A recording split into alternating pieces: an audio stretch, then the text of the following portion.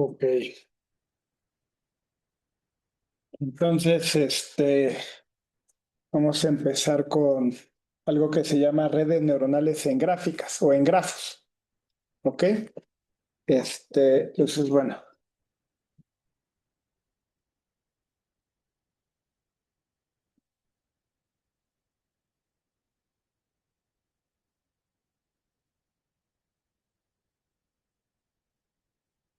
Ajá. Entonces, nada más un pequeño repaso. Entonces, una neurona biológica, si lo quieren ver de momento, es una célula, ¿no? Que tiene varias dendritas que son conexiones, ¿ok? Y un axón. Entonces, aquí llegan señales a la neurona y si estas señales rebasan cierto umbral, la neurona dispara, ¿ok? Entonces, la idea de las redes neuronales es emular ese comportamiento. Y la manera en que lo hacen en una neurona artificial es que tiene varias entradas, ¿no? En este caso, R entradas, F1 hasta SR, ¿ok? Y luego, aquí adentro, cada una de estas se multiplica por un peso. Pues aquí adentro la neurona calcula un WI por SI, ¿ok? Cualquier cosa que eso signifique. Y luego se le añade al final a todo esto un peso más que se llama un sesgo, un bias. Ajá. Y este valor se pasa por una función de activación. Esta función de activación pretende emular este efecto de que si rebasa cierto umbral dispara y si no, no. Esa función de activación es no lineal, ¿ok? Es importante que sea no lineal porque si se fijan, hasta ahorita simplemente hemos calculado transformaciones lineales, ¿no? Y la idea es que vamos a estar componiendo estas redes neuronales. Si yo no uso funciones de activación, lo único que estoy calculando es funciones lineales. Y la función de activación es la que me da una no linealidad y es la que le da la expresividad a las redes neuronales.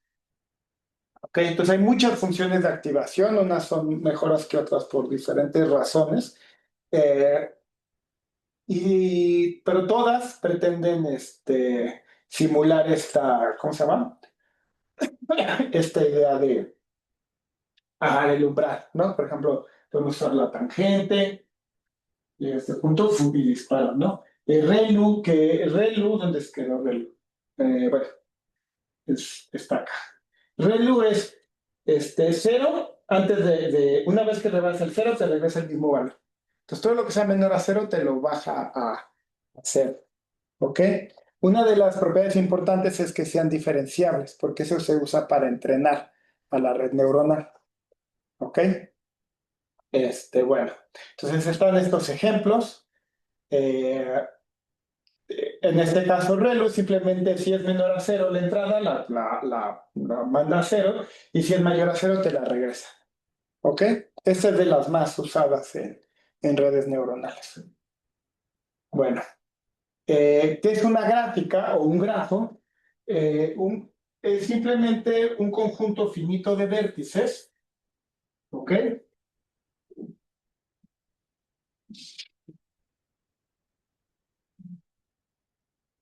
Y un conjunto de aristas. Las aristas son pares de vértices. Ajá.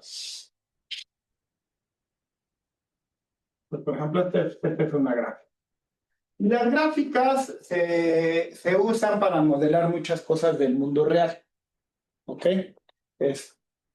Hay muchos tipos de gráficas. La gráfica puede ser una gráfica dirigida. Si, por ejemplo, le pongo dirección a las aristas, ¿no? Puede ser una multigráfica, si hay varias aristas entre ellos, podría tener lazos, etcétera.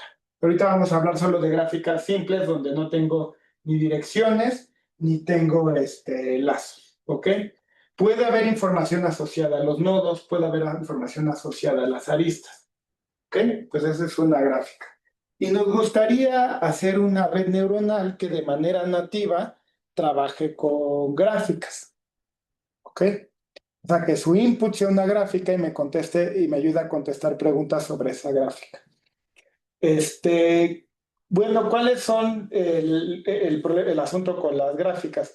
Pues que la topología es variable. A esto se refiere que me pueden dar la gráfica de diferentes maneras. No, es una misma gráfica, si tú permutas los vértices, la información esencialmente es la misma, pero viene presentada de diferentes maneras. Ujú.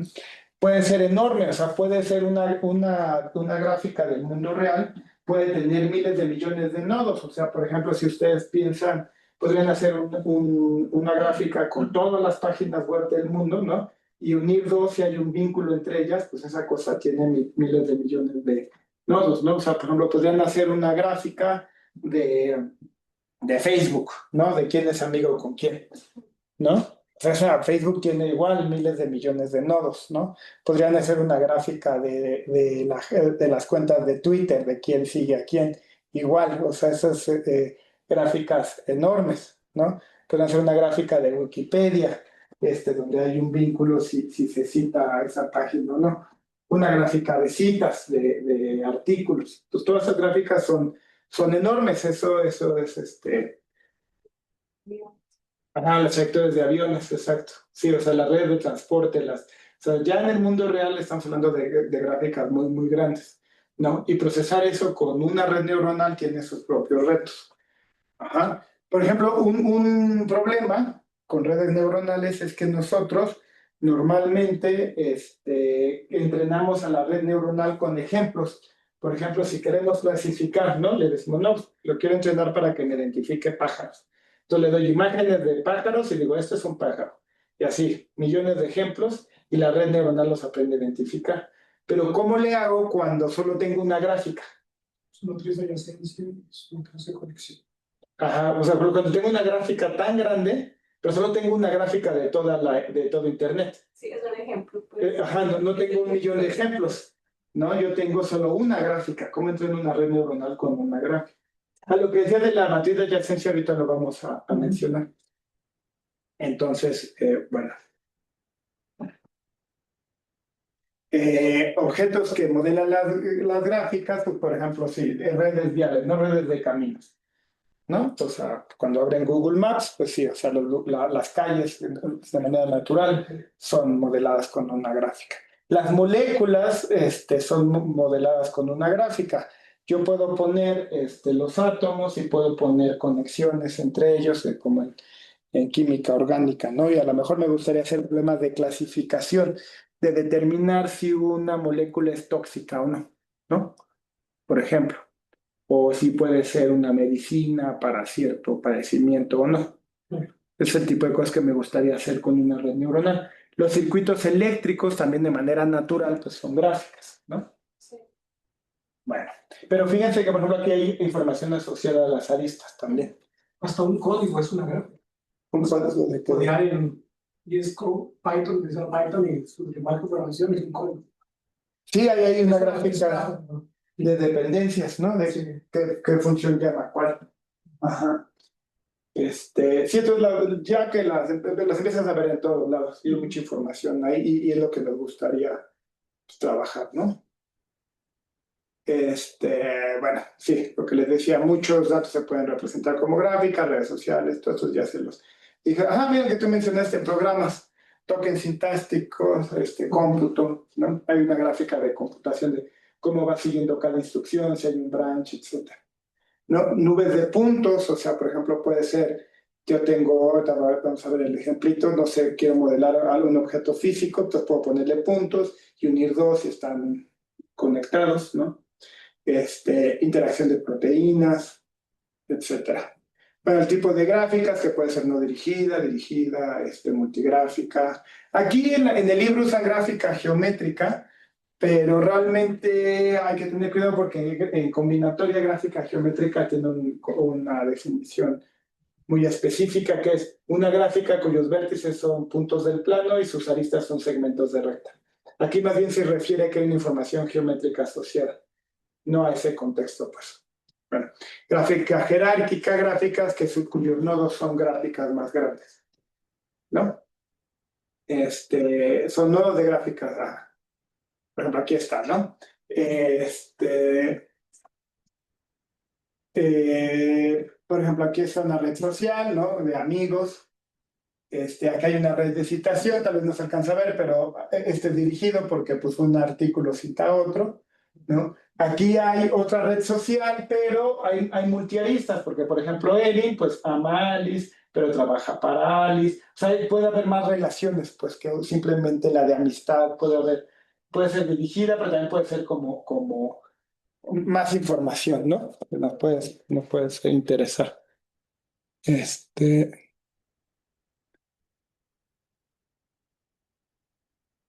Ahí está. Lo que les decía de una gráfica geométrica, como ellos la llaman, aquí hay un avión, ¿no? Una nube de puntos, y entonces las uniones van sobre la superficie del avión.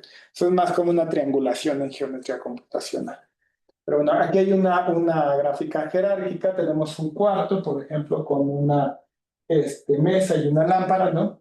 Entonces, todo el cuarto lo podemos ver como un nodo, ¿no? Donde adentro está, pues, hay una gráfica que tiene las paredes, ¿no? Los nodos son las paredes del cuarto, y en ese cuarto, pues, adentro está una lámpara y está la mesa. La mesa, a su vez, pues, consta de cuatro patas y ¿cómo se llama? Y la superficie, ¿no? Bueno, ¿cómo una representación de gráficas? Pues si tengo n nodos y aristas, puedo usar la matriz de adyacencia, donde, pues, es una matriz de n por n, donde pongo un 1 si los vértices son adyacentes y un 0 de otra forma.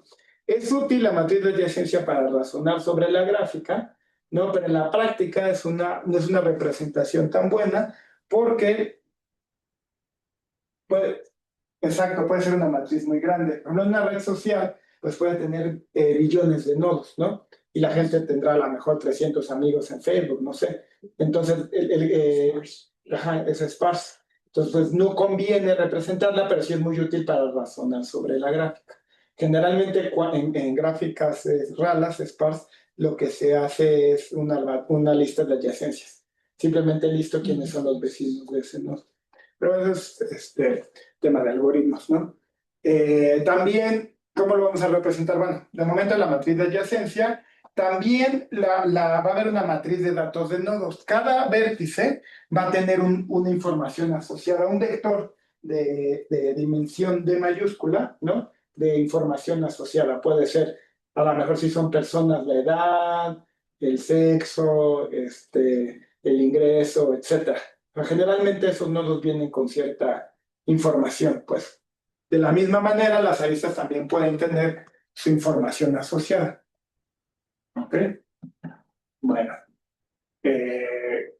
aquí hay un ejemplo de la matriz de adyacencia y de esta información asociada a los nodos, ¿no? Entonces, por ejemplo, para esta gráfica, esta es su matriz de adyacencia. Entonces, por ejemplo, el nodo 1 es adyacente al nodo 3, por lo que en el renglón 1 y columna 3 tengo un 1, ¿no? Y en el renglón 3 columna 1 pues tengo un 1. Cuando la matriz no es dirigida, entonces la matriz de adyacencia es simétrica. ¿Ok? También tengo información asociada a los vértices. Por ejemplo, aquí el 1 tiene este vector, simplemente lo pongo con colorcitos, ¿no? Son vectores de tamaño 5 y tengo una matriz donde guardo esta información asociada a los vectores. Y de la misma manera tengo información asociada a las aristas. Unas propiedades de la matriz de adyacencia, si yo tengo un vector X, que one hot, es decir, que ordeno los vértices del 1 al n, ¿no? Y simplemente si el vector asociado al nodo X, pues es todo 0, y en la entrada que le corresponde al X le pongo un 1, ¿no? Sí. Entonces, multiplicar A por X me devuelve todos los vecinos de ese vértice, ¿no? Cuando multiplico, pues solo va a casar precisamente con los que es vecinos, ¿no? Entonces me va a dar un vector donde voy a tener los vecinos. Y ahora si hago A cuadrada por X, eso se ve en discretas, pues voy a tener las caminatas de longitud 2. Son caminatas, no caminos porque sí puedo repetir vértices. Y así sí te ves, ¿no? Me va regresando todas las caminatas de a lo más L. ¿Vale? Bueno, ¿qué más?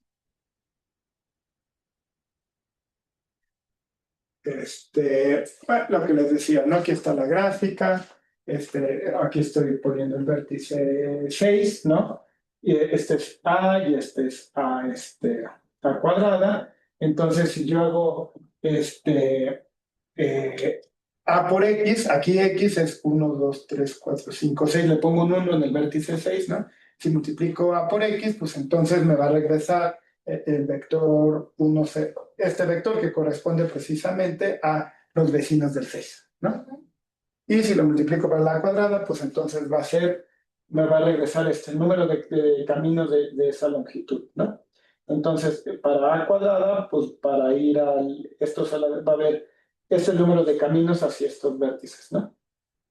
Para el 6 voy a tener 3 caminos de longitud alumbral. 6 que sería quedarme quieto no, sería ir y regresar, ¿no? Ir y regresar, ir y regresar. ¿De longitud 2? De longitud 2. Sí, de ir y regresar. Ajá. ¿Ok?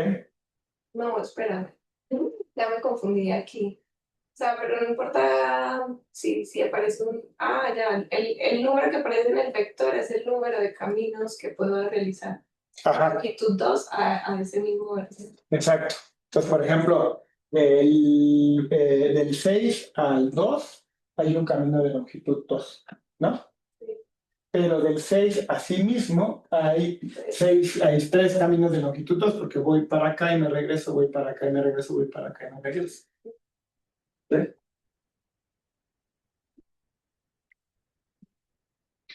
Entonces, bueno, la numeración de los nodos es arbitraria y permutar los índices no cambia la gráfica. Entonces, si yo tengo una matriz de permutación P, una matriz de permutación es simplemente en cada renglón y en cada columna exactamente hay un 1.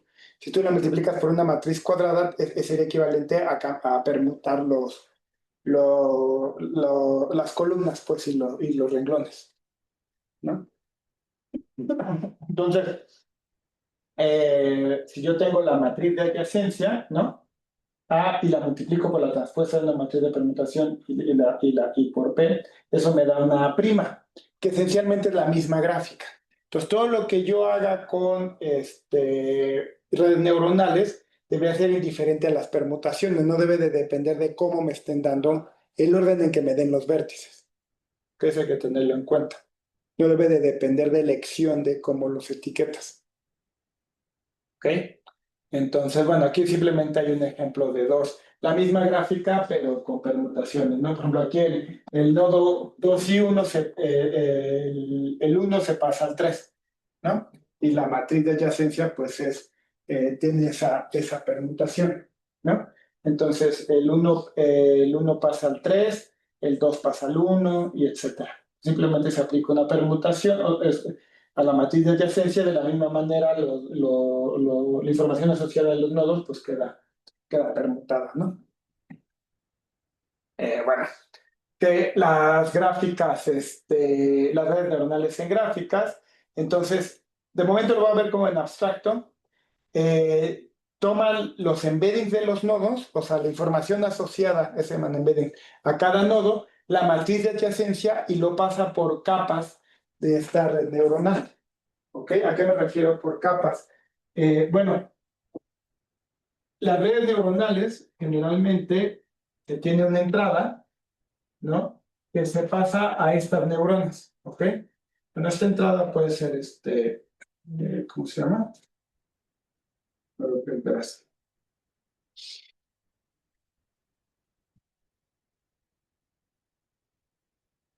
Esto es la S1 hasta SR y se pasa a todas, pues.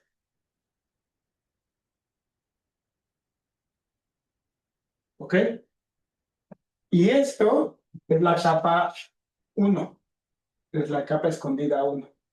Y después se pasa a otra capa, donde la salida de esta se pasan a todas las demás, ¿ok? Y entonces esto se compone varias veces. Ajá.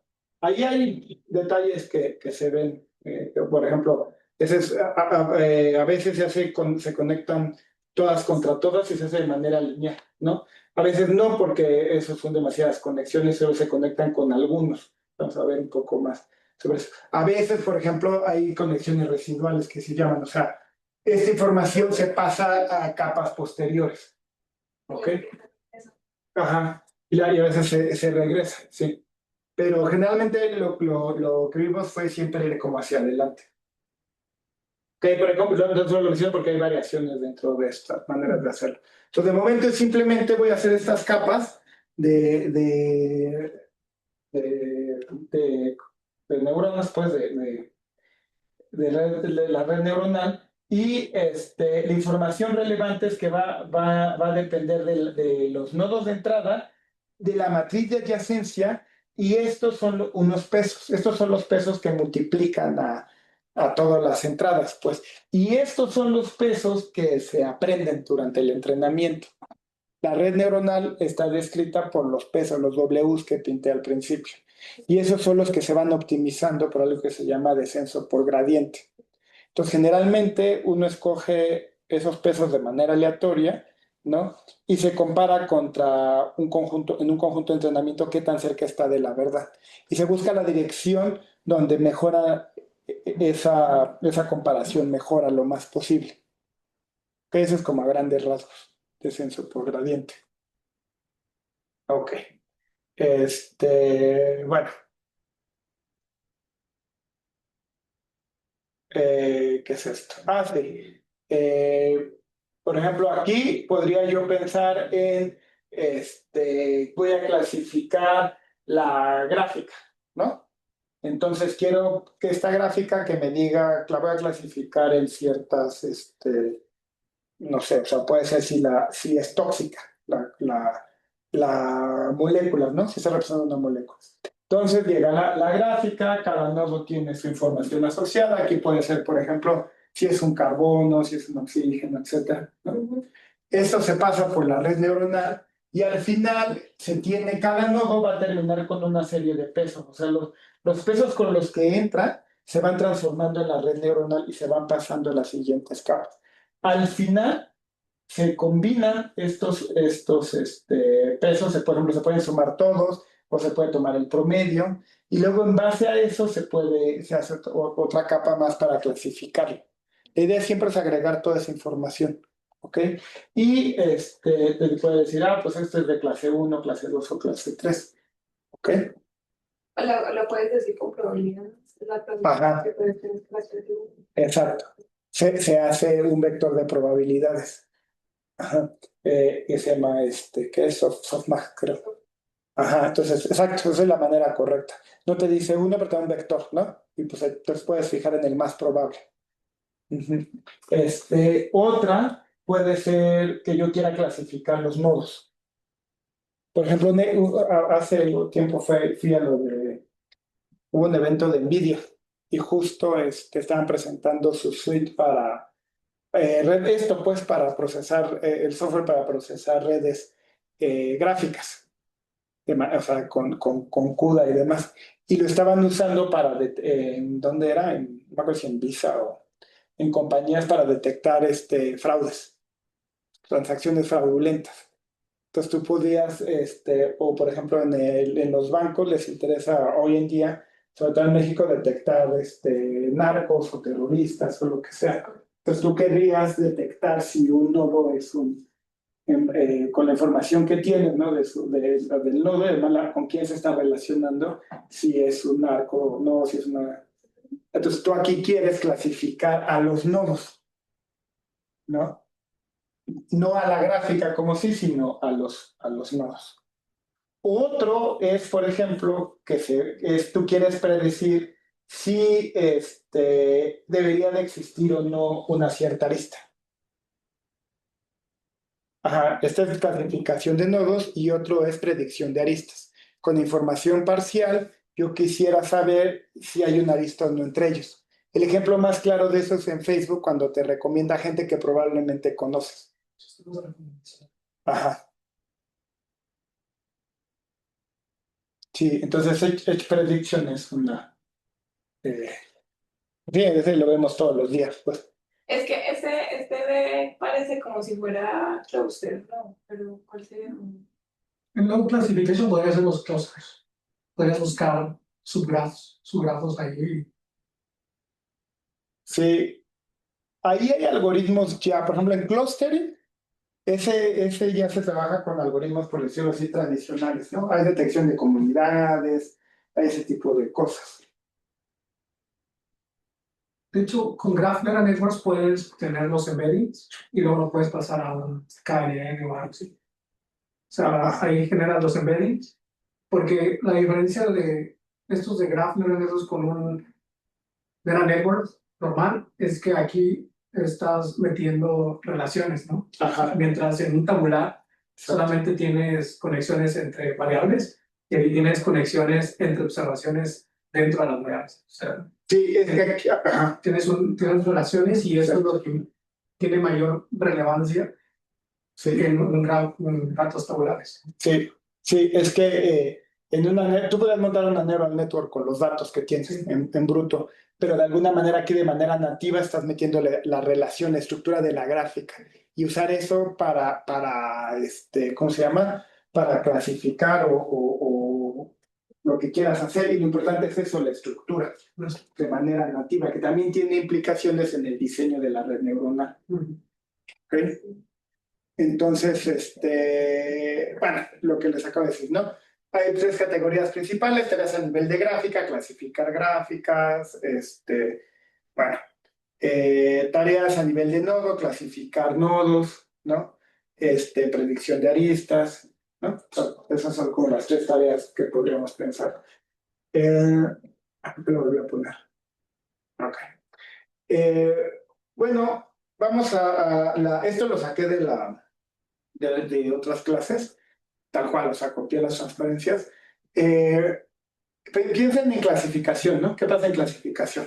Yo tengo una observación, XY, por ejemplo, una molécula, y YI es si es tóxica o no. Este es un problema de clasificación, ¿no? Entonces, en el conjunto de entrenamiento, a mí me dan muchos pares de estos, o sea, como un arco o no un arco, ¿no? Entonces, yo quiero clasificar. Entonces, observo XY y luego tengo la respuesta. Entonces, el modelo es una familia de distribuciones condicionales. Yo quiero estimar la probabilidad de que en efecto sea tóxica, dado que observé X, dado los pesos que tengo ahí en mi red neuronal. ¿Vale? Ahora, quiero hacer que los datos observados sean lo más probable posible, pues. O sea, apegarme más a la realidad. O sea, que mis probabilidades que yo estimo se acerquen más a la realidad. Vamos a suponer de momento que los X y Y son independientes e idénticamente distribuidos. Entonces yo quiero maximizar el producto de todas estas probabilidades. ¿Sale? Ahora, en general, por términos numéricos, siempre es mala idea tomar el producto de números muy pequeños que un producto grande. Entonces, esto es equivalente, pues mejor tomo el logaritmo de esto y lo transformo en una suma. O sea, numéricamente la suma de números se comporta mejor que el producto. Lo que pasa es que algo que tienen que recordar. ¿Eh? Simplemente que tú quieres que todo sea. ¿Cuál es la probabilidad de que la tienes a todo? Pues la multiplicación. Ajá. Y el asunto es que pues, se representan con números flotantes en la computadora. Entonces, cada vez que tú multiplicas números en la computadora con punto flotante, hay un pequeño error inevitable porque no es exacta el cálculo. Entonces, si tú multiplicas muchos números, es error. O sea, esto fácilmente se te puede ir a cero, pues, y no tener sentido. Entonces, tomas el logarítmico, el logaritmo, pues entonces es equivalente, si quieres maximizar esto, a maximizar los pesos que te maximicen el logaritmo de esto. Pero esto ya se vuelve una suma. Pues generalmente por eso se toma esa como la función a evaluar, pues lo que se llama la función de pérdida. Entonces lo puedes expresar como un problema de minimización, simplemente negándolo. La razón es que para descenso por gradiente generalmente se expresan como problemas de minimización. No necesariamente porque depende de las cosas.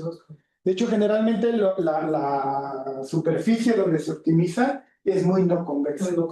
Ajá. Y tiene mínimos locales y demás. Entonces, eso es todo. Por eso existen los learning rate y momentum. Exacto, eso lo vimos Exacto, el learning rate es como qué tan rápido, por ejemplo, a veces te conviene irte más rápido porque puedes estar en mínimos muy locales, pero a veces si te vas muy lejos puedes estar saltando. O sea, que aquí esté tu mínimo y puedes estar saltando entre las...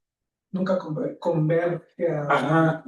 Y mucho de la investigación es encontrar heurísticas para ver que converja, pero lo que vimos el curso pasado es que tampoco hay una justificación matemática de cuándo sí, cuándo no, sino son muy buenas observaciones, ideas que empíricamente comprueban que funcionan bien. Entonces mucho es lo volvimos a intentar y converge más rápido, etcétera.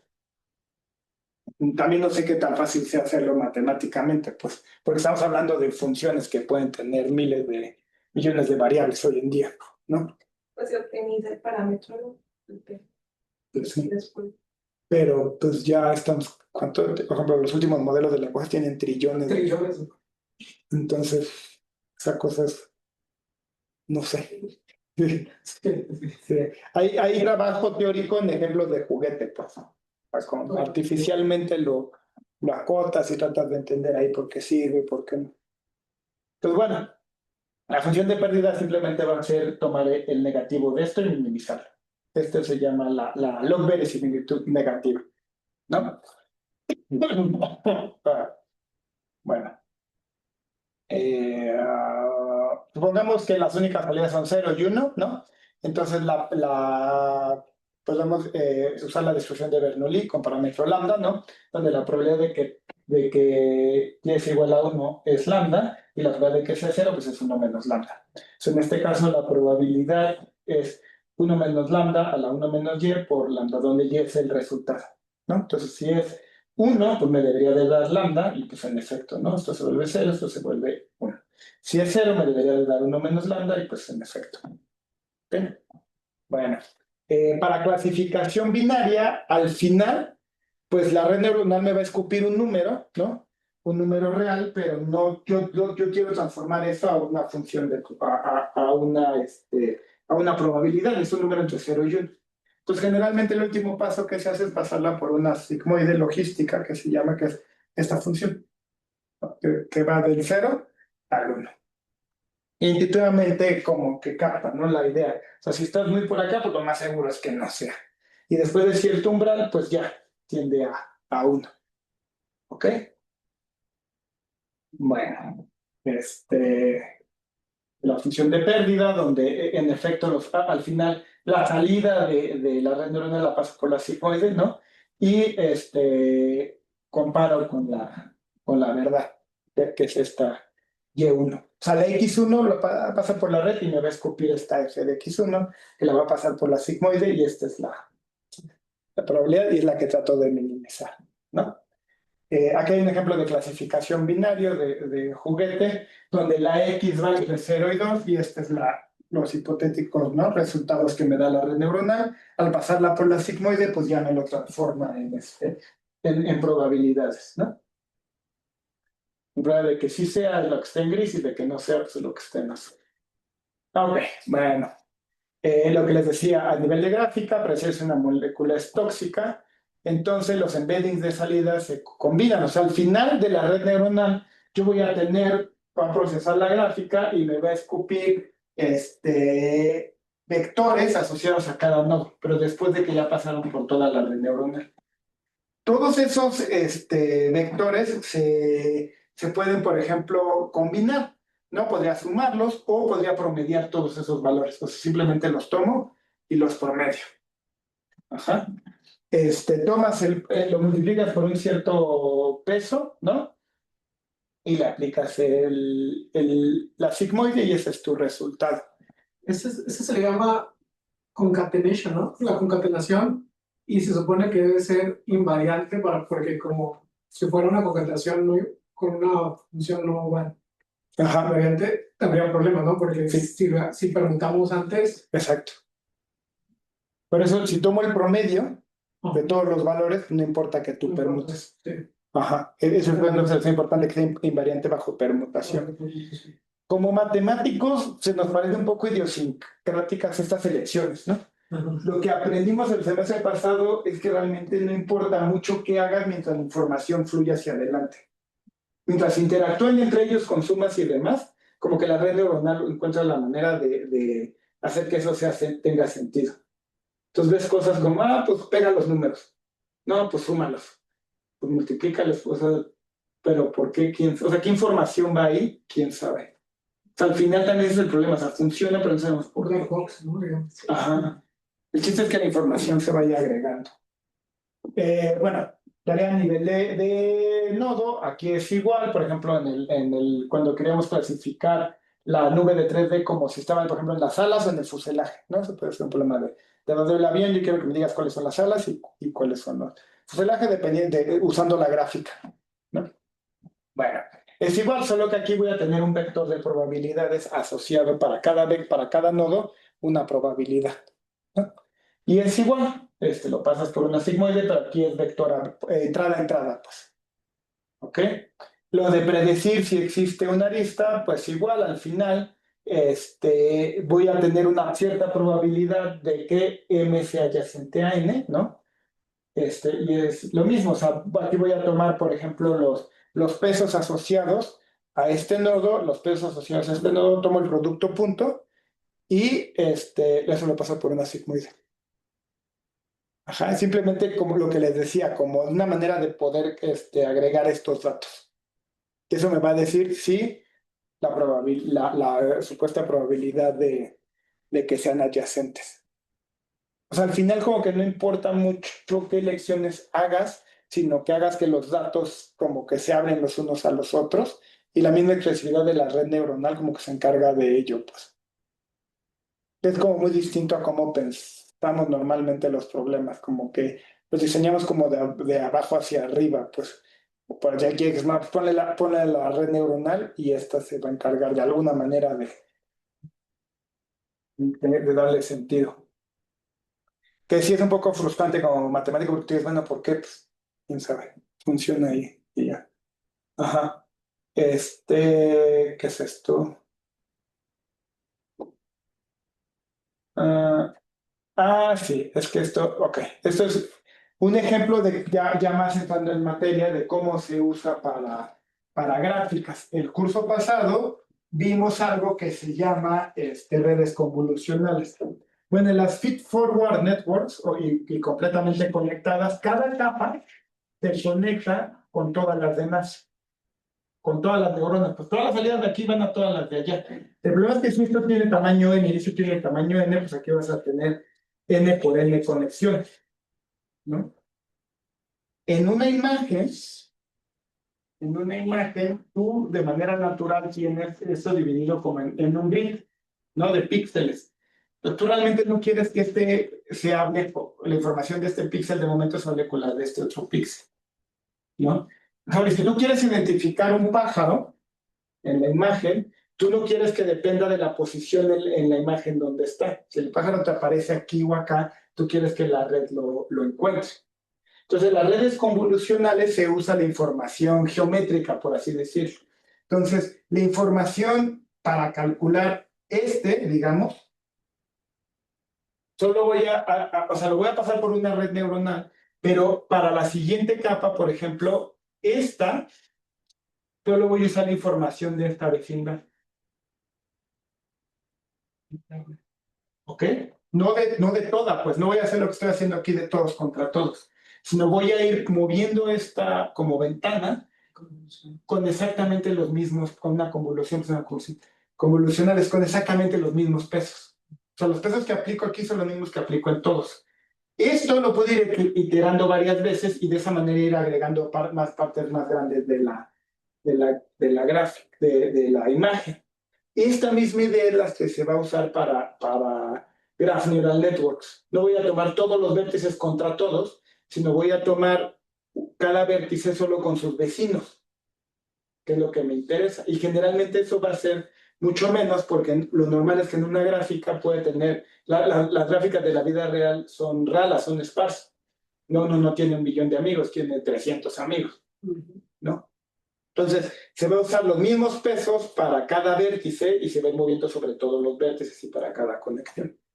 Entonces, por ejemplo, en la convolución en 2D, lo que les decía, esta es una imagen, ¿no? Y estos valores son los valores de los píxeles. Y estos pesos son los que se centra aquí uno y toma X12 por W11, pero cuando te mueves con los mismos pesos, ¿ok? Lo único que va a cambiar es dónde pones tu ventana. Hay unos detalles que hay que decidir qué hacer cuando, por ejemplo, te sales de la imagen, los puedes poner todos a cero. El padding, ajá, o no llevarlo hasta allá. Entonces, esta es la siguiente capa, H2D3 va a depender de solo esta parte de la imagen. Y así sucesivamente. Ahora, si tú podrías repetir este proceso y entonces ir agrupando partes de la imagen. Lo mismo pasa con las gráficas. Ajá. Entonces hay también tomar decisiones ahí importantes, pues que dependerán de la aplicación. Entonces, para redes convolucionales en gráficas vamos a tomar esta misma idea. Entonces con esta idea de convoluciones, vamos a tomarla para gráficas y entonces voy a actualizar el valor de cada nodo, pero solo tomando los vecinos, que ahí es donde entra la información estructural, ¿ok? Con los mismos pesos. Y esto, pues, y esta información induce lo que le llaman un sesgo inductivo y relacional. Lo único que está diciendo aquí es que la información de la estructura de la gráfica está implícitamente entrando a la red, ¿no? Bueno, y ahora sí, ¿no? Entonces, cada capa, pues, va a depender de la capa previa, de la matriz de adyacencia y de los pesos. Es equivalente a permutaciones, ¿no? Lo que nos gustaría. Bueno, aquí nada más que si es una matriz de permutación, te va a dar lo mismo, pues. Si tú permutas, pues sí. Si haces min pooling, vas a tener la misma salida. Que esto es análogo a las imágenes. Ajá, lo que les decíamos, a los mismos parámetros en cada nodo. Una manera interesante desde un punto de vista matemático de ver esto es que si ustedes lo piensan, ¿no? Y yo tengo una gráfica, y entonces a cada nodo lo multiplico por un cierto peso, y luego el valor de depende de sus vecinos, es como si le mandaran un mensaje con peso al nodo. Y eso tiene que ver con algo que se llama el laplaciano, la matriz laplaciana de la gráfica, que es la matriz de adyacencia más la matriz ¿qué es? La de grados. La de grados menos la de adyacencia. Ajá. Y si tú iteras y los das a un vector, hace precisamente este tipo de operaciones. O sea, tú le das, por ejemplo, un vector con valores reales, tú lo puedes pensar como asociarle un valor real a cada nodo. Si ahora lo multiplicas por el laplaciano, es precisamente este tipo de operaciones. Y ahí hay mucho trabajo de lo que se llama teoría espectral de gráficas y demás. Sí, algunas vi un curso, pero en otro lado por ejemplo, así se calcula algo que se llama la centralidad por valores propios. Entonces, hay un problema en redes que es determinar cuáles son los vértices importantes, ¿no? Pero, por ejemplo, piensen en una red social. Entonces, en una red social, tú dices, pues tú eres importante si tienes muchos amigos, pero igual eso no importa, porque pues importa que si todos tus amigos son perdedores, pues no eres importante, ¿no? Pues a lo mejor tienes pocos amigos, pero todos tus amigos son importantes. Entonces eso es un poco como medio recursiva la definición. Pues ¿qué tal si tú le asignas un vector de importancia a cada persona? Y entonces, ¿yo qué importancia recibo? Pues recibo la importancia de mis amigos, ¿no? Y ahora, ¿qué tal si a esa matriz, eso lo expresas como una operación de matrices, y a esa matriz le encuentras un vector propio? Ese vector propio va a ser invariante esencialmente bajo aplicar esa matriz. ¿Me explico? O sea, porque va a ser simplemente el mismo vector por un escalar. Entonces vamos a asignar cierta importancia a las personas y la idea de tomar vectores propios es que cuando llegue a esa operación de qué tan importante eres, pues tanto como tus amigos, te vas a quedar invariante. Entonces esa es una buena definición. y esa es la que se usa para centralidad por valores propios. Y eso sí tiene una solución algorítmica, pues eso es... De hecho, algo hace así PageRank de Google, ¿no? Al principio. Sí, y justo hace centralidad por eigenvalores. Ajá, justo. Bueno, antes, cuando iniciaron eso fue, ya mejoraron su eso, pero sí. Sí, pero en efecto PageRank hace precisamente ese tipo de cosas. Entonces, bueno, la interesante es que justo la red neuronal está haciendo ese tipo de operaciones cuando ya pasa esos valores. La diferencia es que aquí, sepa Dios, pues qué peso les asigna y qué está calculando, pero es la misma idea. Bueno, entonces lo que les decía, ¿no? Agregar paso uno es, agrego, aquí la notación no me gusta, pero bueno, esta M son los vecinos, o sea, usa los números para los vecinos. Entonces, son todos los vecinos de N, sumo los vectores, los nodos, los vectores que tengan asociados, ¿no? Que aquí hay que recordar que pueden tener un vector asociado, lo sumo coordenada a coordenada, ¿no? Y luego los combino y los transformo, es decir, los agrego para cada nodo, lo multiplico por un cierto vector de pesos, ¿no?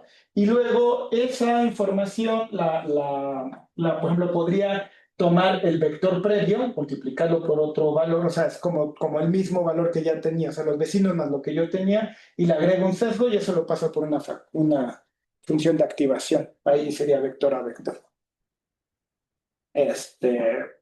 Bueno, aquí hay un ejemplo más o menos concreto.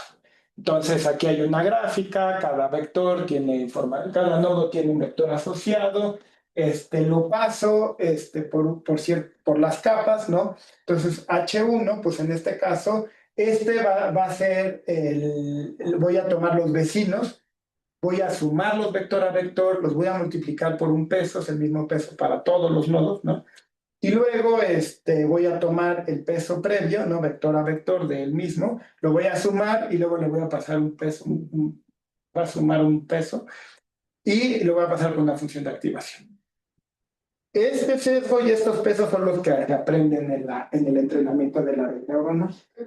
Y eso lo hago por varias capas. Y al final, pues ya va a tener los vectores y es donde ya hago la clasificación o lo que yo quiera. ¿Ok? Bueno, esto nada más en forma matricial. Pues sí, simplemente que es lo que les decía, la matriz de adyacencia más la de la identidad, o sea, simplemente toma la información de cada nodo, ¿no? Multiplicarlo por la matriz de pesos, ¿no? Y aquí es simplemente sumar los sesgos. Bueno, eso creo que no es muy importante. En el ejemplo específico, la matriz de adyacencia pues es de N por N, y son los 118 elementos de la tabla periódica, que es lo estoy clasificando, ¿no? Para cada nodo estoy diciendo si es un carbono, si es un oxígeno, y al final esta es la probabilidad de que la molécula sea tóxica. Aquí el asunto es cómo entreno. Para entrenar, yo necesito hacer las cosas por pedazos, pues. Entonces, aquí el asunto es que, por ejemplo, cada gráfica puede tener un número diferente de nodos, las X y las Y pueden tener tamaños diferentes. Entonces, una solución es tratarlas como componentes disjuntos, o sea, elegir algunas de ellas, concatenarlos y eso trabajarlo como una sola instancia. Y donde la clasificación pues es componente a componente. Bueno, algo más. Sí, esto es interesante. Lo que les decía, generalmente se hace de manera intuitiva en el sentido de que se tiene un conjunto de entrenamiento ya clasificado y en base a eso se trata de clasificar una molécula no vista, ¿no? Pero ¿qué hago cuando tengo solo una gráfica? Entonces ahí tengo, por ejemplo, datos etiquetados y datos no etiquetados simultáneamente. Ajá. Es mejor así. Entonces, en el caso inductivo, yo tengo ya ejemplos, ¿no? Con los que entreno mi red y quiero saber qué pasa aquí. Pero cuando solo tengo una gráfica enorme, pues algunos a lo mejor ya los tengo clasificados y los otros no. Por ejemplo, estos a lo mejor son actores malos. Entonces, lo que yo puedo hacer es correr mi red neuronal, ¿no?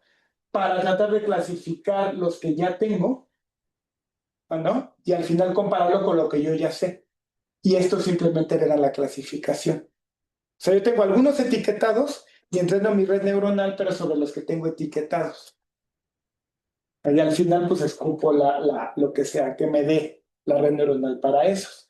No debería de importar mucho porque es como invariante bajo traslaciones. O si esa parte, si localmente se ve igual a este, debería de darme lo mismo, ¿no? Bueno, ¿qué más? Esto ya lo va a saltar. Sí, una parte importante, que es lo que también pasa en imágenes, pero aquí es más dramático en gráficas. En imágenes yo les decía, bueno, lo pasas por una convolución y luego puedes hacer varias convoluciones y eso va agregando información de la gráfica, de la imagen de manera como controlada. Lo malo es que muchas gráficas del mundo real tienen un diámetro pequeño. Hay esta idea de que 6 grados de separación, que casi dos personas, o sea, hay razones para creer que el diámetro de la gráfica, o sea, cuál es la distancia más grande entre dos personas en el mundo, de que se conocen es 6. O sea, si conoces, o sea, en 6 saltos llegas a quien sea. El problema es que si yo voy haciendo esta idea de esta información depende de sus vecinos y en la siguiente iteración hago lo mismo, ¿no? Rápidamente abarco toda la gráfica, ¿no? Entonces esa pues puede ser un problema. O sea, por ejemplo, aquí en esta capa, en la salida, la información de este nodo depende de sus vecinos. Pero la información de esto depende de sus vecinos. Rápido llegas a toda la gráfica. Y de alguna manera, pues en pocos saltos ya estás involucrando toda la gráfica y como que no ganas con tener más capas. Porque estás integrando todo como de golpe, pues no usas mucho esta estructura. Está bien, ¿no? Hay un problema que se llama, si no recuerdo, over-smoothing ahí, o sea, sobre que como tú eres un nodo y estás aprendiendo tus vecinos y aprendes de todos, pierdes tu identidad y ya no recuerdas quién eres. Sí. Porque aprendes de todos. Entonces no quieres aprender de todos porque si no vas a perder tu identidad. Sí, es que sería como procesar toda la gráfica de golpe con una red neuronal y tirar un poco la información estructural a la basura. Porque tu estructura local de alguna manera la pierdes, ¿no? Entonces, cosas que se pueden hacer es, por ejemplo, muestras un número fijo de vecinos. O sea, solo te fijas en 3 vecinos, en 2 vecinos. Yeah. Ajá, otros hacen una especie de caminata aleatoria. O sea, solo vas eligiendo vecinos de manera aleatoria, pero siempre tratando de controlar para no abarcar toda la gráfica de golpe. Pero estas son técnicas pues, un tanto empíricas que les digo, ¿no?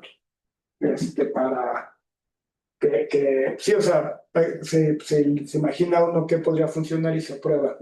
Una vez, bueno, o sea, hay una investigadora de Harvard que está trabajando en eso y estaba metiendo curvas de Ricci ahí, para este problema de oversmoothing. No, o sea, la verdad que en ese momento no le agarré tanto como era, pero sí. Y, o sea, se llama ella Melanie Weber. ¿Y eso qué es las curvas de Ricci? Pues es algo, no se vayan, no se vayan.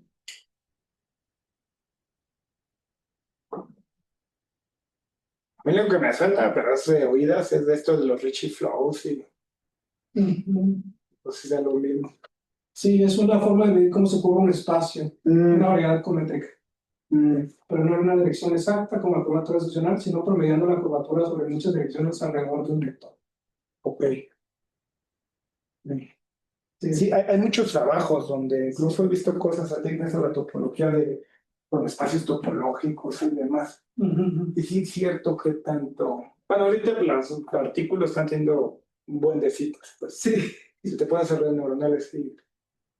Pero sí está... Porque hay mucha información y todos están tratando de hacer algo. Bueno, lo que les decía, ¿no? O sea, por ejemplo, aquí... Esta es, pues, todos los vecinos. Entonces, de aquí, rápido, en el anterior, los vecinos de pues, son estos. Y en un paso ya te abarcaste toda la gráfica. Si tú lo haces de manera controlada y solo eliges 3 vecinos, pues solo te va a y en el preview solo estos. Y estos podrías cambiarlos de manera aleatoria en cada paso. Entonces, de esa manera como que controlas más, no abarcar todo, sino como la información local para no usar todo de golpe, pues.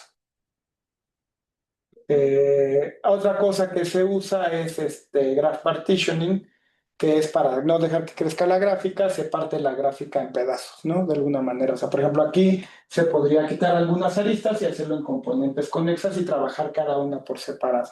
Un poco para entrenar a la gráfica, como hacer batches. Entonces, lo parto en pedazos y elijo y como subgráficas de entrenamiento. Eh, esto que, bueno, esto lo va a saltar, como ya habíamos dicho. Ah, lo de las conexiones residuales, ajá. Entonces, que sí, tú podrías también pasar información de la capa previa, ¿no? Esas conexiones que saltan capas, ¿no? Bueno, ajá, variantes, pues sumar, en vez de concatenar los resultados, los puedes sumar, agregar saltos, o sea, saltarte algunas capas y etcétera. Mucho de esto lo que yo he visto es que prueban cosas y las prueban empíricamente, mejoran. Otras cosas es en vez de sumar, puedes tomar el promedio de los valores de cada vector. Puedes tomar, por ejemplo, este es interesante, este es la normalización de Kipf. Puedes tomar la suma de los vectores, pero lo divides entre la raíz cuadrada del número de vecinos, pues.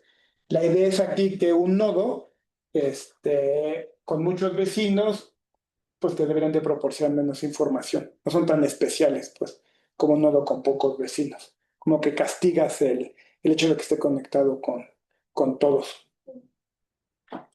Y bueno, otra es tomar el máximo sobre todo lo que ves, max pooling, ajá, sí, la parte de atención, esto es, lo vimos cuando vimos Transformers, a grosso modo, la idea de los mecanismos de atención es que en un texto cada token le pone una cierta atención a otros tokens.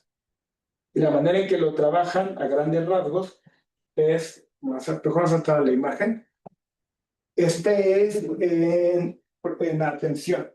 Entonces tú tienes una cierta entrada, así es como lo hacen, parece un poco bizarro, pero bueno, o sea, no bizarro, pero fue la idea que funcionó.